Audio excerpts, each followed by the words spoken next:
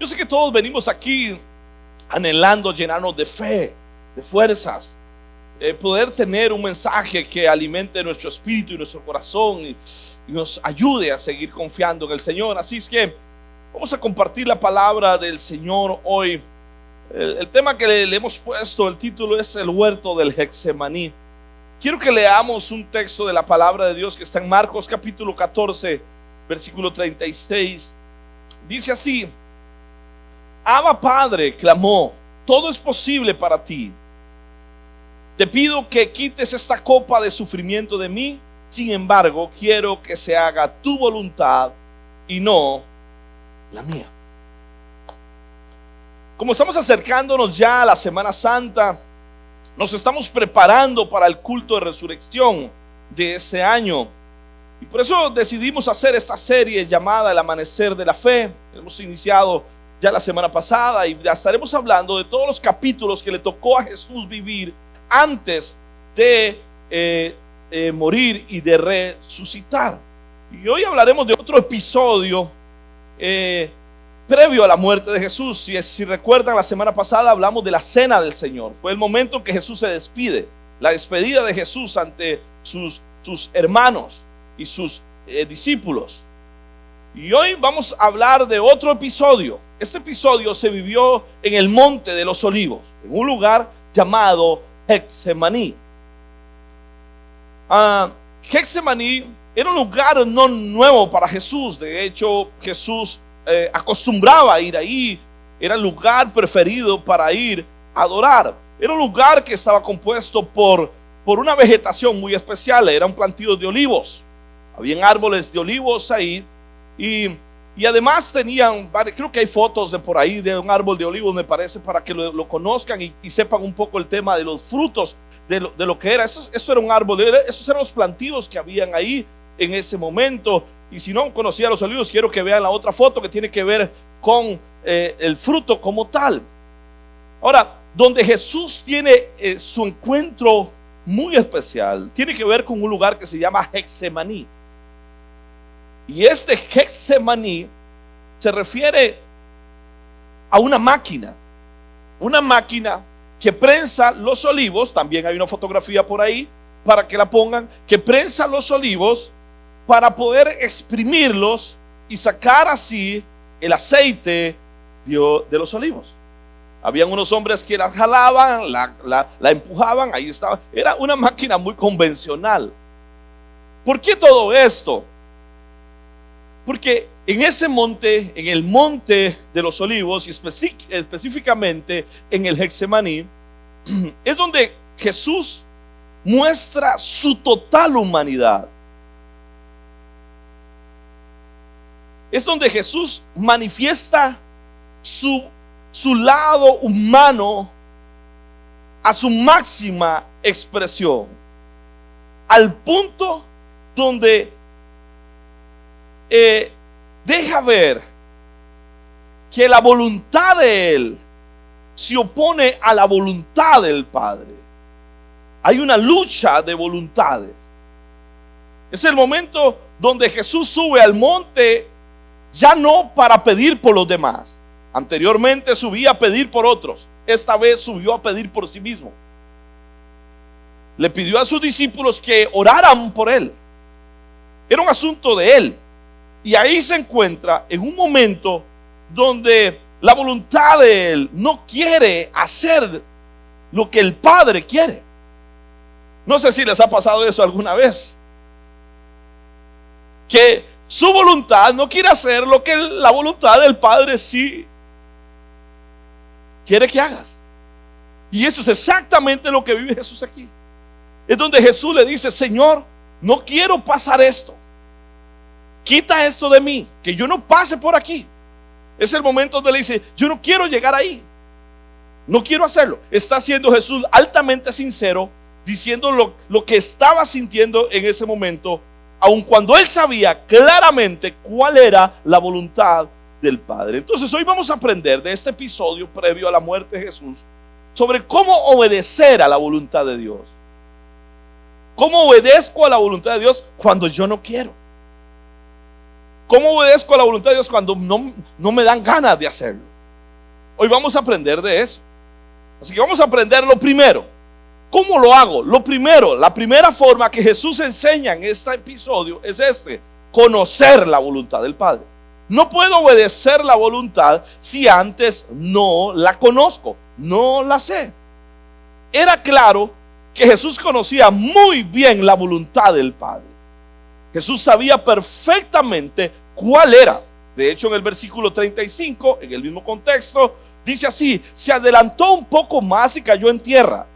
Pidió en oración que, si fuera posible, y ojo acá, si fuera posible, pasara de él la horrible, ¿la qué? La horrible hora que le esperaba.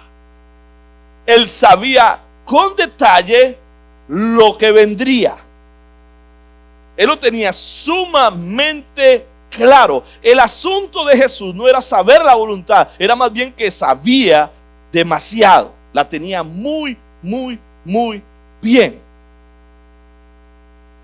clara. Ahora, pensando en esto, hay cosas por las cuales usted no necesita saber cuál es la voluntad de Dios. Aun cuando algunos escritores y algunas personas han querido decir que deberíamos de hacerlo, pero hay cosas por las cuales usted no debería saber cuál es la voluntad de Dios y en las cuales Dios no se mete. Por ejemplo, qué camisa ponerse. O sea, usted no está en la casa diciendo: Señor, revélame la camisa que debo ponerme, Padre, o los aretes que se va a poner. Nadie está pidiendo: Señor, dime qué color de aretes me van con esta blusa, Señor.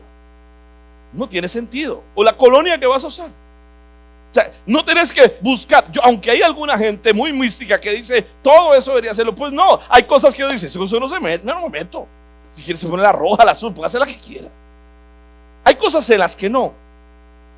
Hay otras cosas de la voluntad de Dios que ya sabes que debes hacer. Hay otras más que ya las sabes. Por ejemplo, si alguien está enfermo, usted no debería preguntar: Señor, ¿debería de orar por este? ¿Es tu voluntad que yo ore por este moribundo? Enséñame, muéstramelo. No. Simplemente lo haces. Ya sabes que es la voluntad de Dios orar por un enfermo. Ay, Señor, estás en la casa mirando Instagram y de pronto dice: Señor, ¿será la voluntad tuya ir a la iglesia hoy? Muéstramelo, Señor. Dame una señal. Está esperando que Instagram le salga un predicador que dice: todos los que no van a la iglesia se van al infierno. No. Hay cosas por las cuales ya tú sabes que debes de hacerlo. O sea, de la voluntad de Dios hay cosas que ya las sabes. Si hay que ir a la casa Oasis, ya sabes que es la voluntad de Dios que lo hagas. Leer la Biblia, ya sabes que es la voluntad de Dios que hacerlo. No es un asunto que ocupe saberlo, ya lo sabes. Pero hay cosas difíciles de saber cuál es la voluntad de Dios. Hay otras que sí. Por ejemplo, cuando te vas a casar y tienes un novio o la novia, hijo de Dios, Padre, revélame, muéstramelo, Señor. Es difícil saber si es la voluntad de Dios. No es fácil. Cuando vas a hacer un negocio y no sabes cómo va a salir, no es fácil saber si es la voluntad de Dios. Ya ahí cuesta más. Cuesta más hacerlo y saber cuál es la voluntad de Dios. No es fácil. ¿Será esta la carrera que debo de tomar? ¿Será esta la carrera? ¿Será esto lo que voy a estudiar? No, ahí es difícil saber cuál es la voluntad de Dios. Entonces, ¿cómo conocer la voluntad de Dios? ¿Cómo sé cuál es la voluntad de Dios? Pues la respuesta es más fácil de lo que crees. Si usted quiere saber la voluntad de Dios, lo que tienes que hacer es conocer a Dios. Así de sencillo es. ¿Por qué? Porque si conoces a Dios, vas a saber cómo es Él. ¿Y sabías que Dios quiere que tú lo conozcas? ¿Sabías que Dios anhela que todos los conozcamos? El profeta Jeremías dice así: así que dice el Señor, que no se gloríe, escuche esto o léalo conmigo, que no se gloríe el sabio de su sabiduría, ni el poderoso de su poder, ni el rico de su riqueza. No se gloríe por eso, eso no es nada. Sigue diciendo: si alguien ha de gloriarse, que se gloríe ¿en qué? En conocerme y de comprender que yo soy el Señor, que actúo en la tierra con amor, con derecho y justicia, pues es lo que a mí me agrada, afirma el Señor. ¿Conoces a Dios? ¿Cómo lo haces? ¿Cómo haces para conocer a Dios? Usando los mismos mecanismos que tienes para conocer a las personas. Te hago una pregunta. ¿Quién es la persona que más te conoce? ¿Quién es la persona que más te conoce? Así que con solo verle a los ojos, le dice, ¿qué hizo?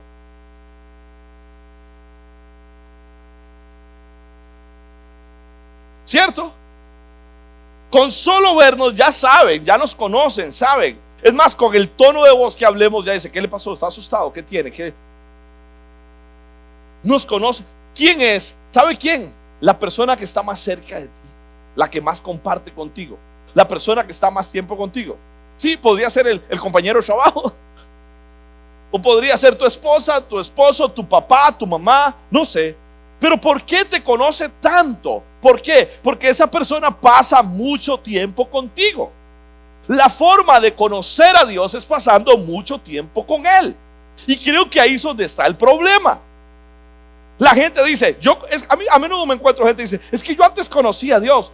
¿Qué conocía de Dios? Fuiste a unos cuantos cultos alguna vez y no volvió más. Y la gente cree que ya por eso lo conoce. Porque en su momento donde es triturado, donde es pasado por el fuego, después de muchas cosas, dice, de oídas te había oído, mas ahora mis ojos te ven. Sí, ¿por qué? Porque él creía que lo conocía. La forma de conocerlo es pasando tiempo con Dios, es estando con Él, sabiendo que le gusta, sabiendo cómo come.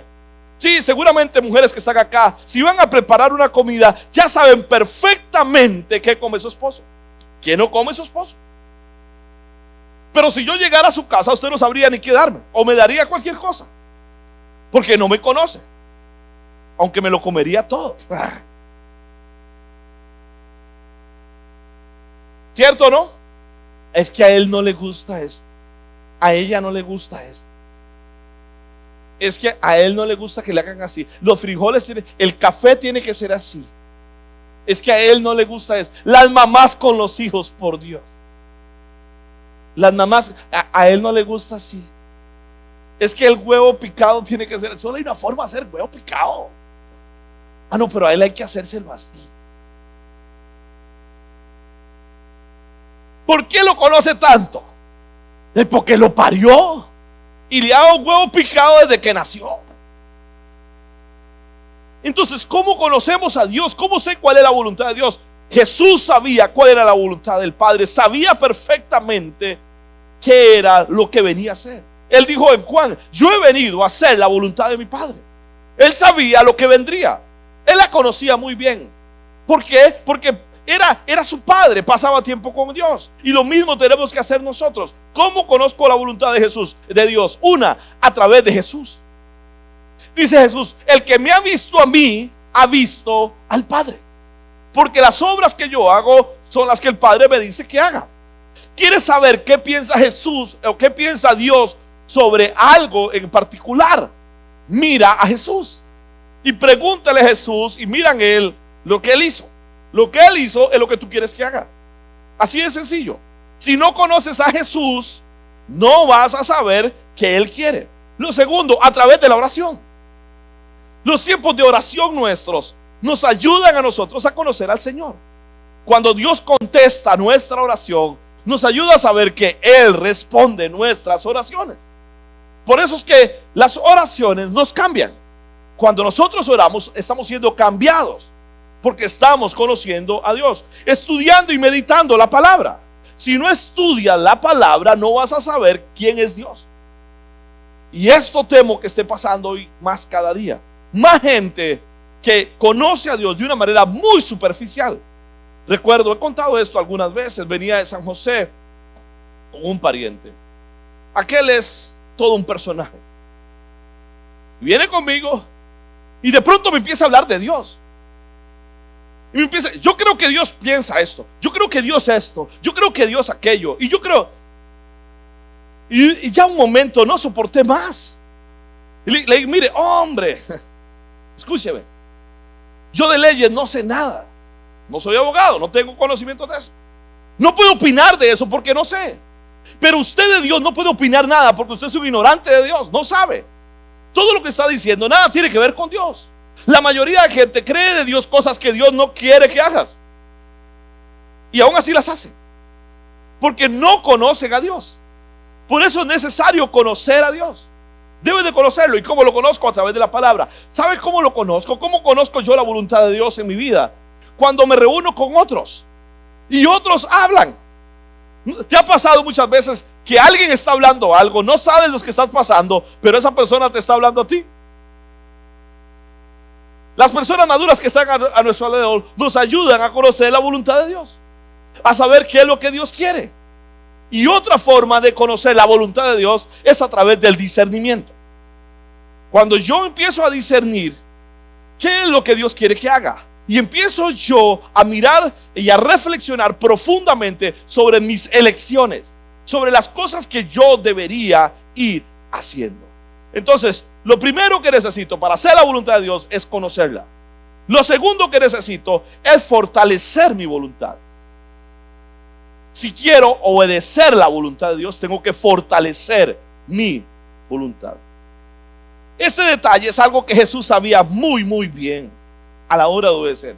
O sea, no vas a obedecer aunque sepas, si no tienes la fuerza de voluntad para hacerlo.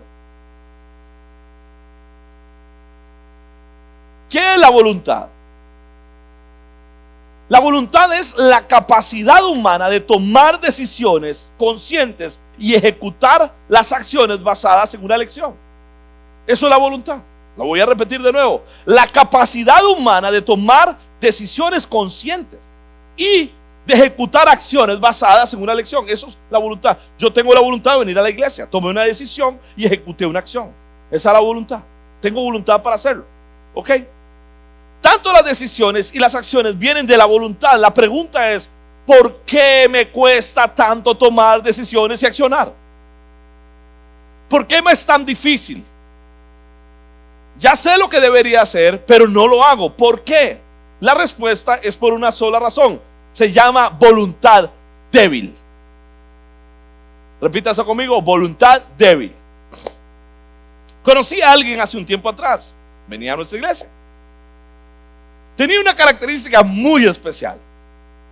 Cuando estaba con nosotros, él era un buen cristiano. Mientras anduviera con un grupo de cristianos, él se comportaba muy bien. Hablaba como un cristiano. Hacía todo muy bien. Su forma de expresarse, de decir, era muy bonita. Pero cuando se reunía con los que no eran cristianos, hablaba como si no fuera cristiano. Decía las mismas vulgaridades, comentaba los mismos chistes y decía todo. Y yo un día le puse atención. Yo le dije, mira este infeliz, camaleón. O sea, aquí es carguísima. Pero con los otros allá, madreaba todo, ofendía y hacía de todo. Yo decía, qué raro. ¿Por qué aquí hace una cosa y por qué no lo sostiene allá? ¿Qué es lo que pasa? ¿Qué es lo que hay? ¿Sabe cómo se llama eso? Una voluntad débil. ¿Qué es la voluntad débil? La voluntad débil es que no me permite ser lo que soy en todo lugar donde estoy, sino que más bien depende en el ámbito donde esté, cedo. Y a todos nos ha pasado. Les quiero hacer una pregunta. ¿Cuántos tienen una voluntad débil aquí? No, ahora todos son fuertíticos. Aquí son, estos son monjes tibetanos. Una voluntad increíble. A ver, ¿cuántos han hecho una dieta alguna vez? Y la tenían ahí. Y dijeron, hasta aquí. Tres leches del diablo. Satanás no me va a tentar más. Y dijo, no más. Voluntad fuerte. Hasta que nadie lo vio. Y el tres leches estaba en la refri. Y dijo, esto, solo una cucharada. una más. Solo una promesa. Y chupó hasta el plato, el desgraciado, pues. Se lo comió todo. Por favor, dígame que a alguien le ha pasado eso alguna vez. Levante la mano. ¿Alguien que le ha pasado? ¡Ay, qué alegría! Me siento tan... Ay, Señor, creí que solo a mí me va a pasar.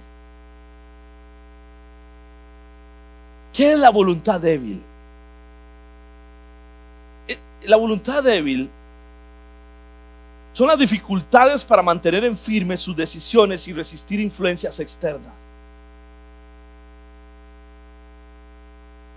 Le cuesta, le es difícil, porque rápidamente cualquier influencia externa lo hace cambiar, lo hace ser diferente. Ahora, ¿de dónde saco esto? Vean, señores, Jesús sabía perfectamente que la voluntad de sus discípulos era débil.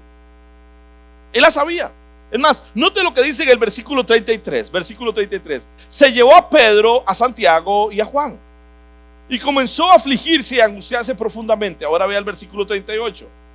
Dice así, léalo por favor. ¿Qué dice? Vigilen y oren. ¿Para qué? Para que no caigan en tentación. El espíritu está dispuesto, pero el cuerpo es débil. ¿Está viendo? Jesús sabe que los discípulos son débiles y que tienen voluntad débil. Él sabe que no van a poder resistirlo solo, que no van a lograrlo solo. Su voluntad es débil. Y entonces, como él sabe, no pueden confiarse en ellos mismos. Y entonces usa un mecanismo para fortalecer la voluntad de ellos. Les dicen, oren. Oren. ¿Qué le está diciendo Jesús ahí? Lo que Jesús le está diciendo ahí es con la fuerza del Espíritu que pueden tener una voluntad fuerte. Porque Dios dice, Dios no nos ha dado espíritu de cobardía, sino de poder, de amor y de dominio propio. Pero ¿cómo logro esto? ¿Cómo lo logro hacer? ¿Cómo logro hacer? Bajo el control del Espíritu Santo. Por eso Dios los manda a orar. Tu voluntad es débil, igual que la mía.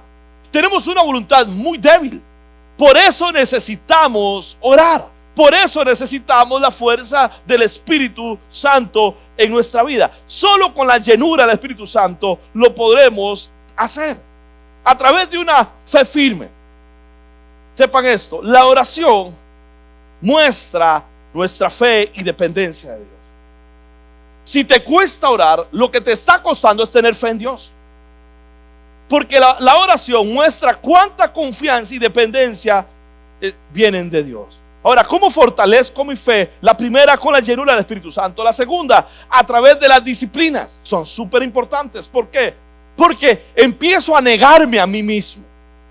Es tan importante ir creando disciplinas y hábitos. Cada vez que empiezo a crear hábitos en mi vida, lo que estoy haciendo es teniendo autocontrol. Estoy diciendo, no lo voy a hacer. No lo puedo hacer.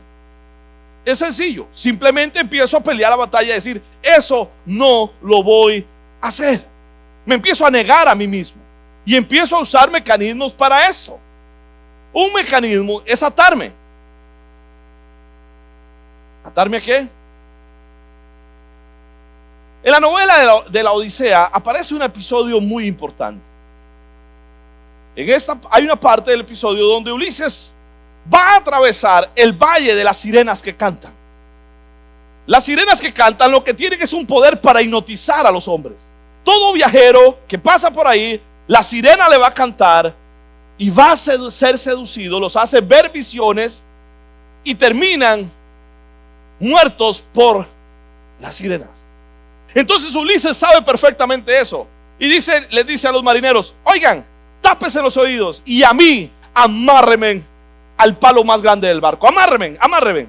Y no importa lo que yo diga, y no importa lo que yo haga, no me suelten de aquí, no me saquen de aquí. Lo amarran y el hombre queda completamente amarrado. Van pasando por el valle de las sirenas y las sirenas empiezan a cantar. Y empiezan a cantar. Y él empieza a oír la música. Y de pronto lo empiezan a hipnotizar. Y empieza a ver a Penélope. Y la ve y empieza a gritar: suélteme, sáqueme de aquí. Y el hombre está desesperado: suélteme, los voy a matar. Y todo. No lo sueltan. Y el hombre pasa por ahí. El hombre se desespera, pero no lo sueltan. Pasan el valle de las sirenas, salen al otro lado y salen todos vivos. Y él logra sobrevivir. ¿Qué tiene que ver eso con nosotros y con nuestra voluntad? Pues tiene que ver mucho. Hay momentos que nosotros tenemos que amarrar. Hay momentos donde no deberíamos de tener el teléfono a la par. Hay momentos donde el teléfono deberíamos tenerlo amarrado allá, y no importa lo que suene, no importa cómo suene, no lo voy a ver. Hay lugares donde no debería de estar. Hay lugares donde no debería de ir. No importa la invitación tan linda, no importa lo bonito que me digan, no importa lo que pase, no importa lo que me digan, ahí no voy a entrar. Me voy a amarrar. Ahí me voy a quedar. Hay personas con las cuales usted nunca debería estar. No importa lo lindo que te digan, nunca debería de estar ahí. Me voy a amarrar. No importa tan lindo cante la sirena, nunca debería de estar ahí. Tenemos que aprender a controlar o autocontrolar nuestra voluntad. Las pequeñas disciplinas. ¿Saben qué? Hoy vivimos en un mundo donde usted puede tener todo. Los hijos se están acostumbrando que todo lo que quieran lo pueden tener. Todo. Mis hijos salen con cada cosa. Bueno, ya madre que está vieja. Esa. Pero los chiquititos, oiga, le piden a uno: papi, yo quiero el PlayStation, no sé qué. ¿De qué color lo quiere? ¿Para qué lo quiere? Todos nuestros hijos están acostumbrados que cualquier aparato electrónico lo pueden tener. Cualquier cosa. Estamos viviendo tiempos donde todo lo que quieran lo pueden tener. Estas personas, estamos creando personas débiles de voluntad, porque no hay ningún sacrificio para nada. Todo lo que quieren lo tienen. Entonces, cuando venga la frustración, cuando no puedan tener algo, se van a sentar a llorar y a amargar, porque no pueden controlar la frustración. Por eso tenemos que, y hoy lo están recomendando los psicólogos, los profesionales: póngalos a aburrirse. Aburra a sus hijos. Lo mejor que puedes hacer con tus hijos es aburrirlos. Sí, quítele todo lo que tiene y abúrrase. Ay, es que estoy aburrido. ¿Qué dice? Eso es lo que quiero que hagas. Abúrrase. Cuando eso está pasando en un hijo, lo que está haciendo es haciendo lo que yo hice cuando era niño, que no habían aparatos y era bien pobre: pasar aburrido. Pasaba aburrido, pero desarrollaba otras cosas. Y empecé a jugar con juegos que usted no tiene imaginación que podría jugar. Nunca ustedes en la vida han visto a un niño jugar con un aro de bicicleta pensando que era una moto y un palo. Y si el aro era de moto, ya no era bicicleta, era moto. Solo nosotros vivimos eso. Pero lo hacíamos corriendo, haciendo ejercicio. Nos aburríamos, pero teníamos otras capacidades. Aprendimos. Tenemos que aprender que nuestra voluntad tiene que ser reprimida. Y hay momentos de decir: no, a esta hora no, ni en la mañana no, en la noche no, a tal hora no. Tengo que aprender a hacerlo, si no su voluntad va a ser débil. Y por último, por supuesto, lo tercero que tienes que hacer es esto: obedece a la voluntad de Dios. Nada hace sabiendo todo. Nada hace sabiendo. Lo que tienes que hacer es obedecerlo. Punto, obedece. El asunto no es cuánto sabes, sino cuánto obedeces. Por eso mi asunto no es cuánto usted... Mire, las preguntas que me hacen a veces de qué significa Apocalipsis, allá, el trono y el otro. Yo diría: ¿para qué saber tanto si nos cuesta obedecer lo que ya sabemos? A ver, ¿cuántos saben aquí que orar es importante? ¿Cuántos saben aquí que orar es la voluntad de Dios? No me respondan. ¿Y cuántos oran? Ahora que estuvimos por las mañanas orando el mes de febrero, todos sabíamos que es la voluntad de Dios. ¿Hay alguien aquí que me diga: pastor, ¿será la voluntad de Dios que yo ore por las mañanas? Señor, es que le estaba pidiendo al Padre a ver si es la voluntad de Dios. ¿Cuántos? Todos sabemos que es la voluntad de Dios. No hay nadie aquí que me diga: no, eso no es la voluntad de Dios. Ahora, ¿por qué no lo haces? El asunto no es saberlo, es obedecerlo. ¿Por qué? Mire lo que dice Marcos, capítulo 14, versículo 13. Aquí está Jesús en el huerto del Getsemaní, diciendo: Ama, Padre, clamó, todo es posible para ti. Te pido que quites esta copa del sufrimiento de mí. Sin embargo, quiero que se haga, ¿qué? Tu voluntad y no. Porque Pablo dice, Romanos capítulo 12, versículo 2, la voluntad de Dios es buena, agradable y perfecta. Esa es la voluntad de Dios, buena, agradable y perfecta. Dígale esto a Jesús. Pablo dice, la voluntad de Dios es buena, agradable y perfecta. ¿Usted cree que Jesús pensaba que la voluntad de Dios era agradable? La voluntad de Dios era agradable. Él estaba llorando. Dice la Biblia que sudó gotas de sangre. Era tanta la presión que tenía, el estrés que tenía, lo que estaba viviendo, que sus vasos capilares rompieron y sudó sangre. Caían gotas de sangre porque estaba mal. Él sabía lo que venía. ¿Es agradable la voluntad de Dios? A veces no. A veces no es tan agradable. Es más agradable quedarse durmiendo. No me mientan, es más agradable. Sí que lo es. Es una delicia. Es más agradable quedarse viendo las noticias o las redes o lo que quiera y venir a la iglesia. ¿Sí o no? Es más agradable cualquier otra cosa. A veces la voluntad de Dios se va a oponer a nuestra voluntad. Y aquí es donde usted tiene que discernir acerca qué va a hacer, tu voluntad o la voluntad del Padre. Jesús dice aquí, todo lo puedes. Jesús sabía que para Dios no había nada imposible, pero Él dice, no se haga mi voluntad. No es mi voluntad la que quiero, es tu voluntad. Nuestra oración tiene que ser, Señor, que se haga tu voluntad, no la mía. No se haga lo que yo quiero. Debo de obedecer sabiendo que siempre, escuche bien esto, siempre la voluntad de Dios es mejor para mí.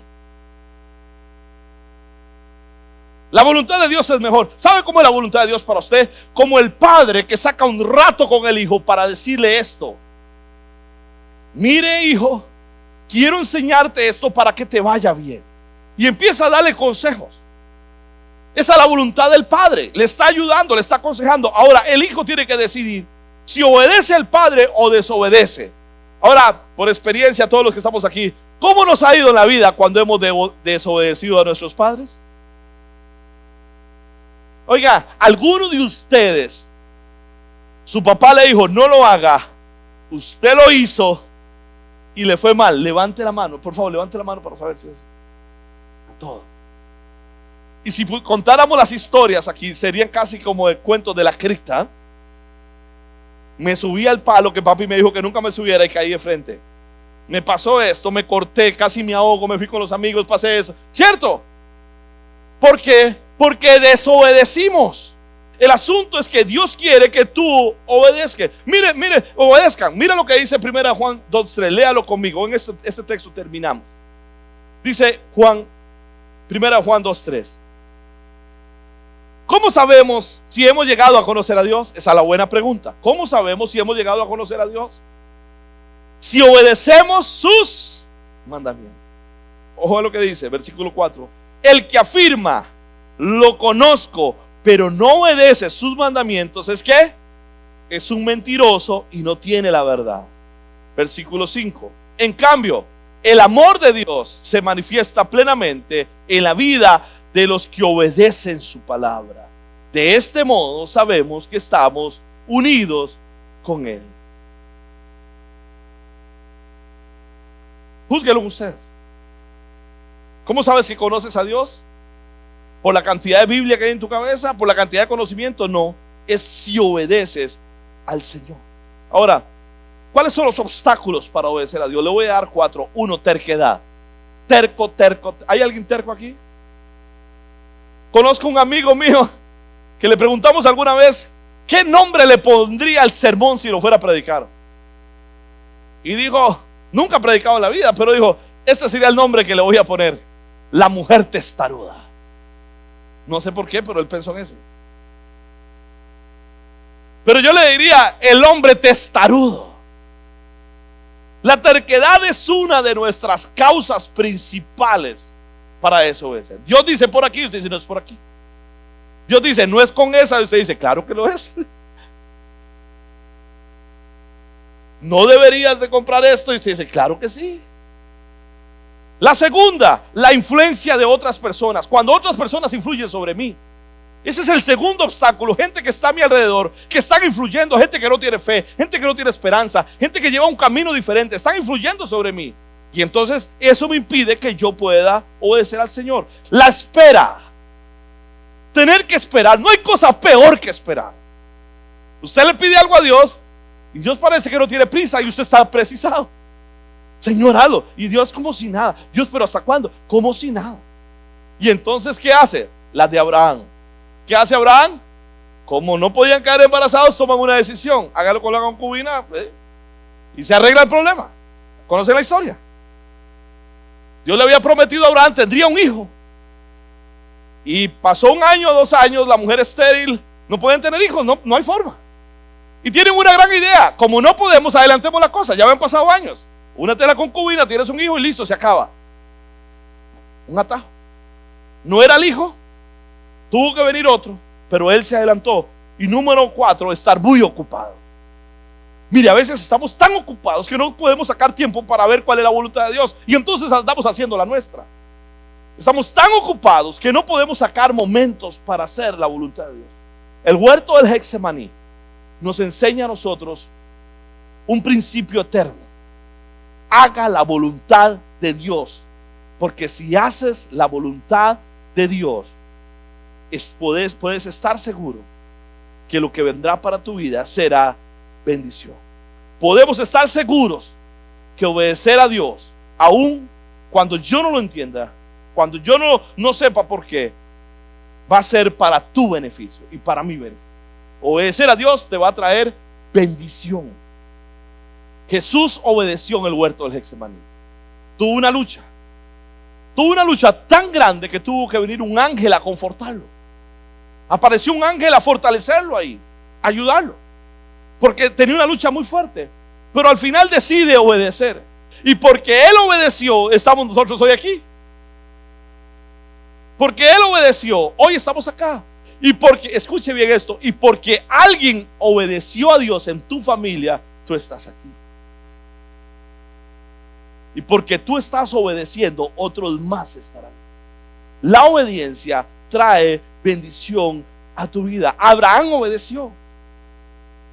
Dios le dijo, sal de tu tierra y de tu parentela, a la tierra que te mostraré, salga de ahí. Vaya. Él obedeció, no sabía dónde. Obedeció. ¿Qué trajo con eso? Una nueva nación, Israel. Y trajo bendición hasta nosotros hoy en día. Obedecer a Dios es lo mejor que podemos hacer.